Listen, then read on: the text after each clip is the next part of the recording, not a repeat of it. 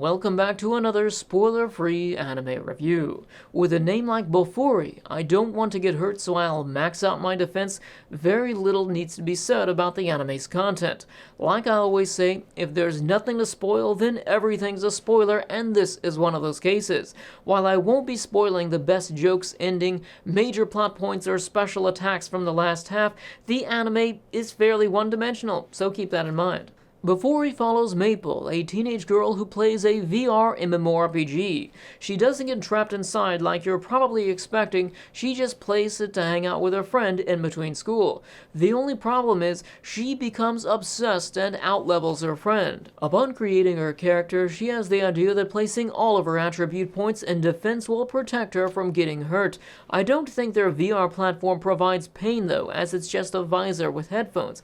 I just see it as an indicator of her delicate and gentle nature. Either way, Maple's survivalist mindset leads her to becoming the world's beefiest tank. Although it's clear its creator is a fan of MMORPGs, don't expect much in terms of a realistic MMO experience, because Bofuri is just about having fun and seeing how powerful Maple can become. Apparently, the game's developers forgot to add soft caps or diminishing returns for extreme builds. This allows Maple to become incredibly overpowered, especially considering the game's experience-based skill mechanics. For example, fighting a poisonous monster, if you take enough poison damage, you'll eventually build up an immunity.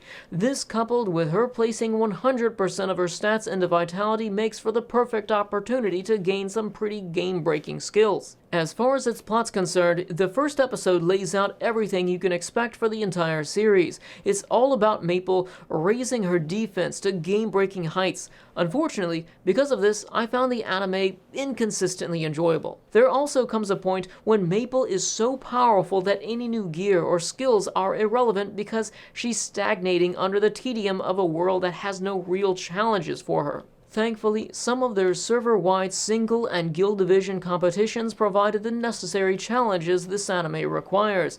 I enjoyed watching Maple square off against many higher-level players and working together with their friends in guild battles. I wouldn't say it ever gets strategic, but the action is consistently comedic, well-animated, and high-energy. Additionally, the character interaction is cute and comical, creating an overall relaxing atmosphere. However, your enjoyment of this anime will depend on your tolerance for seeing countless jokes surrounding the same topic. But as I said, it's never bad, it's just a preference thing, though adding a bit of variety wouldn't have hurt. I think the experience could have been dramatically improved by focusing more on replicating a somewhat realistic MMORPG experience at first, setting the foundation for Maple to exploit later on. Min-maxing comes with some insane benefits, but also some annoying weaknesses.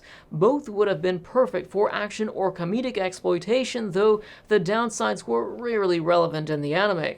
For example, because Maple's agility is at 0, she's supposed to walk incredibly slow, yet this is only relevant for the first few episodes, and in fact, there are some times you even see her run. Additionally, she uses powerful magic attacks despite having 0 stats in magic. I think this would have been funnier if the spells looked intimidating but were useless due to its scaling from her magic abilities. It would have been funny at first, but then she could have taught it to another min-maxer who focuses on magic and teach them how to obtain it so that we can finally see its true potential. I'd also love to see more min-maxing characters, as each build type provides both a wide range of exciting strengths and comedic weaknesses.